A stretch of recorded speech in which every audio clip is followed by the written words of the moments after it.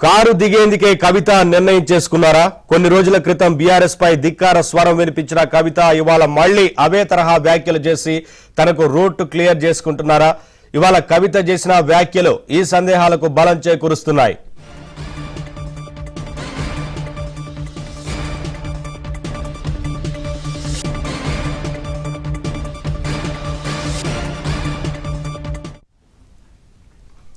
BC రిజర్వేషన్లపై Congress ప్రభుత్వం తెచ్చిన ordinance కు కవిత మద్దతు పలికారు. కుండబద్దలు కొట్టినట్లుగా కాంగ్రెస్ నిర్ణయాన్ని సమర్థించారు. అంతేనా, తమ వాళ్లు తప్పు మాట్లాడుతున్నారంటూ బీఆర్ఎస్ నేతలను ఉద్దేశించి వ్యాఖ్యానించారు. ఆర్డినెన్స్ వద్దని బీఆర్ఎస్ నేతలు చెబుతున్నారని, కానీ అది తప్పంటే తప్పని కవిత తేల్చి చెప్పేశారు.